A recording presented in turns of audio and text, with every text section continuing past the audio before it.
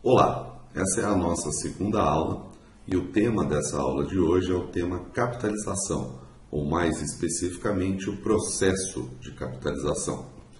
Como nós já vimos na aula, capitalização é apenas o ato de gerar juro. Então, dentro daquela terminologia básica que nós vimos na aula 1, quando uma taxa de juros incide sobre um principal durante um determinado tempo, o valor futuro que é gerado é um valor capitalizado, ou seja, é o valor inicial acrescido do juro. Mas existem pelo menos duas regras para que isso aconteça, e essas regras são chamadas de regimes de capitalização. Então nós temos dois regimes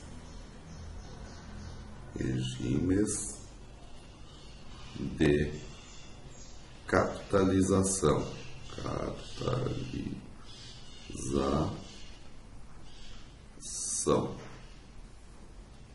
Quais são esses dois regimes possíveis? Ou quais são essas duas regras?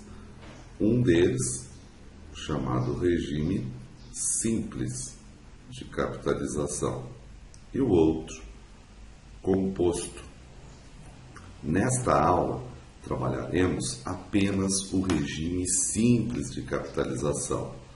No entanto, vou fazer uma breve explicação entre a diferença dos dois regimes para que possamos trabalhar o simples e, na próxima aula, o regime composto. Ambos os regimes são formas, como eu já disse, de geração de juro, ou seja, da aplicação da taxa de juros sobre um determinado principal durante um tempo pré-estabelecido.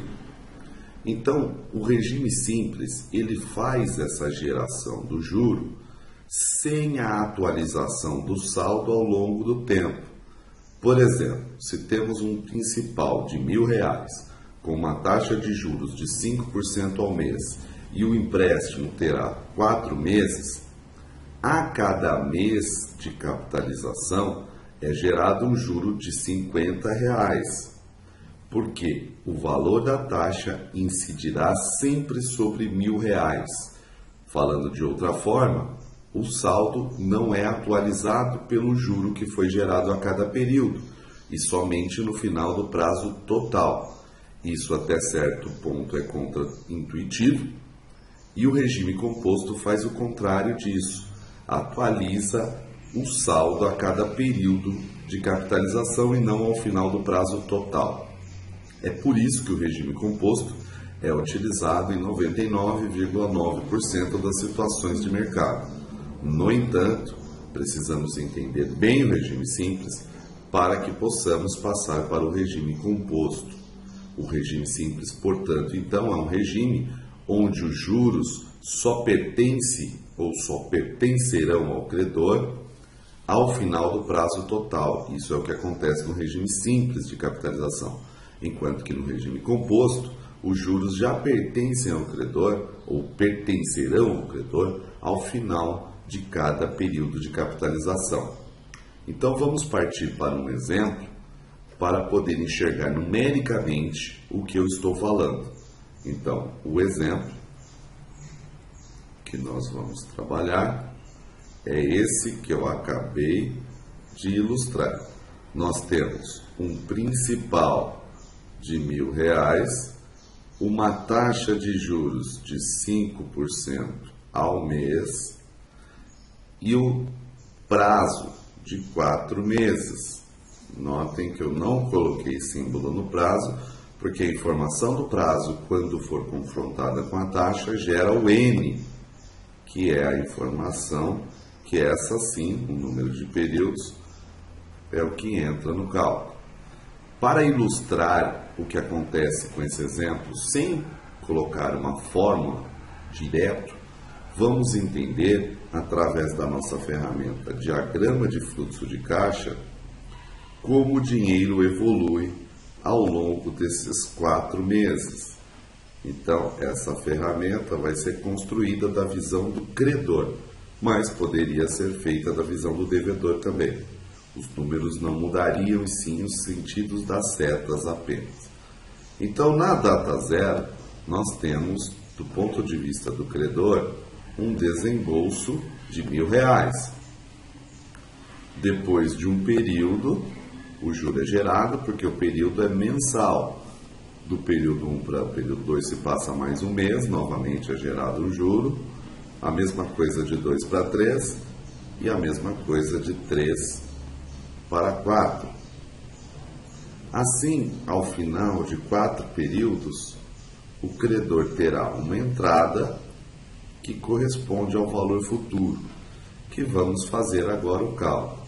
Então, o combinado é que a cada período de capitalização se passe uma taxa de 5%. Entre 0 e 1 período, temos 5% de taxa de juros aplicados sobre R$1.000, o que daria um juro de R$50. E se o saldo, ou se o juro fosse incorporado ao saldo, teríamos um novo saldo de 1.050. Mas isso não pode acontecer no regime simples. Então, o saldo no período 1 continua em R$1.000. Depois de mais um período, temos de novo 5% de taxa, aplicados agora sobre esse saldo de R$1.000, gerando um novo saldo de R$1.000, porque esses 50 de juro que aconteceu não capitalizam. A mesma coisa até o terceiro período, onde temos de novo a atualização do saldo sem o juro gerado. Então, no primeiro período geramos um juro de 50, no segundo também, no terceiro também e no quarto também, porque todas as taxas de 5%, ou todas as vezes, todos os períodos que a taxa foi aplicada sobre o saldo foi o mesmo de R$1.000. E agora sim, ao final do prazo total, que é de 4 meses, vamos incorporar todo o juro que foi gerado e ficou guardadinho numa gaveta ao saldo, gerando um valor futuro de R$1.200 e um juro total no período de R$200. Então, nós acabamos de ver empiricamente como se faz a capitalização simples no regime de capitalização simples. No entanto, nem sempre os valores são tão fáceis ou são tão redondos como o deste exemplo, e temos um período tão curto que possa nos deixar fazer empiricamente esse cálculo. Então, suponhamos que tivéssemos aqui uma taxa mensal e um prazo de 860 meses. Teríamos um fluxo de caixa, um diagrama de fluxo de caixa enorme, e teríamos muita dificuldade para construir. Então, isso que nós construímos empiricamente, que é fruto do nosso raciocínio, e não uma fórmula, né? Isso é o nosso raciocínio, pode ser simplificado simbolicamente com o auxílio da matemática, através de uma fórmula que gere os mesmos valores. E agora nós vamos entender como surge essa fórmula. Então, essa fórmula ela parte do princípio que o valor futuro, que é aquele 1.200 que nós calculamos, que a gente chama de F, é igual o valor presente mais o juro. Ou seja, o valor presente, que no nosso caso era de R$1.000, mais o juro, pela capitalização simples, que foi de R$200, davam o resultado de 1.200 que nós chegamos. Essa é a fórmula geral e todas as outras surgem a partir dessa. No entanto, podemos melhorar a definição da fórmula de juro. O juro, que no nosso caso foi de R$200, é uma informação que depende do principal, precisamos dele, precisamos da taxa e precisamos do número de período.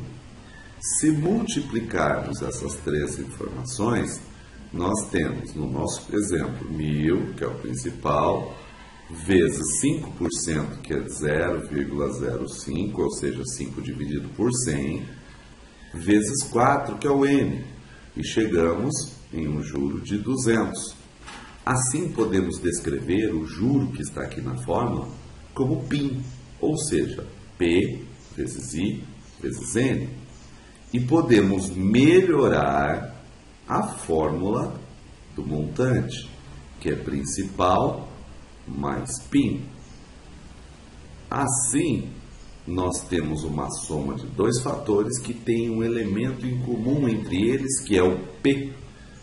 Podemos então dizer que o montante é igual ao P em evidência, e temos P dividido por P, 1, mais P dividido, PIN dividido por P, 1 vezes I vezes N. Mas o 1 na multiplicação é elemento neutro, podemos dizer que é I vezes N. E essa fórmula é a fórmula geral do juro simples. Assim, quando substituirmos os nossos valores nessa fórmula, teremos os mesmos R$ 1.200, sem a necessidade de fazer passo a passo como fizemos. O passo a passo serviu para entender que podemos resumir isso numa fórmula. Então, temos que montante é igual a 1.000 vezes 1 mais 0,05, que é a taxa, vezes 4. Sabemos que devemos resolver primeiro o que está entre parênteses. Dessa forma, primeiro a multiplicação. 0,05 vezes 4 é 0,2. Então, temos que 1.000 vezes 1 mais 0,2 é igual ao montante. Resolvemos novamente.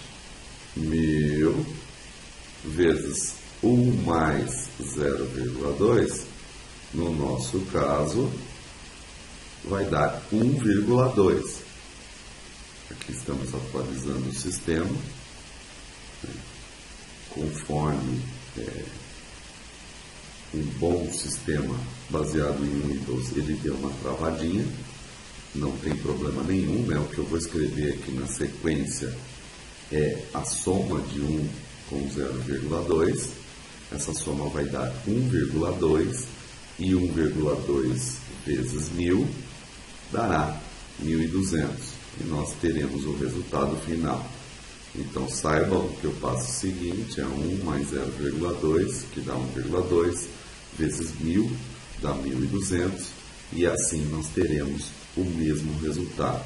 Ele só não vai aparecer na tela por um problema operacional do nosso sistema, ele travou, mas não tem problema. Quando tivermos outras incógnitas, basta isolar essas outras incógnitas, que serão criadas as outras variações da fórmula do montante do regime simples, que já estão disponíveis na nossa aula, no nosso material de apoio que está na sala virtual. Espero que tenha ajudado. Um grande abraço e até a próxima.